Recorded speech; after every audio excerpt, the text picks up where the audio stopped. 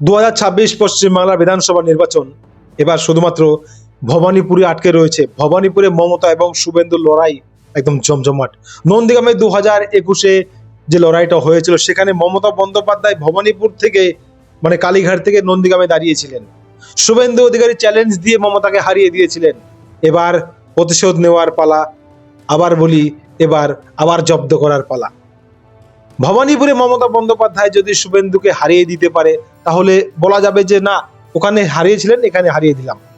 তো কিন্তু শুভেন্দু অধিকারী যদি আবার মমতাকে হারিয়ে দেয় তাহলে মমতার মুখই থাকবে না। ধরলাম তৃণমূল জিতে গেল, মমতা হেরে গেল, তাহলে কিন্তু মমতার মুখ থাকবে না, মুখ্যমন্ত্রী হিসেবে থাকাটা ঠিক হবে না। তাই কোথাও না কোথাও শুভেন্দু যখন প্রচারে এগিয়ে যাচ্ছে বারবার, শুভেন্দু অধিকারী এই মুহূর্তে ভবানীপুরে এগিয়ে প্রচারের দিক দিয়ে সব দিক দিয়ে সমস্ত ভোট তার দিকেই যাচ্ছে।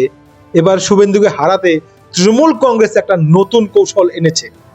কৌশলটা কি? কৌশলটা হলো এবার প্রচারে আনতে চলেছে তৃণমূল কংগ্রেস যে শুভেন্দু অধিকারীর বাড়ি নন্দীগ্রামে, এখানে কেন দাঁড়িয়েছে। ঘরের মেয়ে ছেলে না বউ, মানে ঘরের ছেলে না শুভেন্দু, ঘরের মেয়ে মমতা, তাই মমতাকে ভোটটা দিতে হবে। প্রচার একটাই, ঘরের মেয়েকে চায় বাংলায়। এটা মানে শুভেন্দু অধিকারীকে আটকানোর জন্য এখন সেন্টিমেন্টাল আঘাত দেবে যে ঘরের মেয়ে, শুভেন্দু এখানকার ছেলে না, তাই শুভেন্দুকে আর ভোট দেওয়া যাবে না।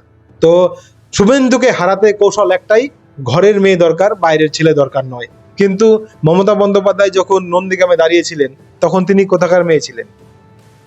ও নিজের বেলায় সব ঠিক। তো যাই হোক, শুভেন্দুকে হারাতে একটাই কৌশল যে শুভেন্দু ভবানীপুরের ছেলে না। আর কোনো কৌশল নেই, আর কোনো পথ নেই।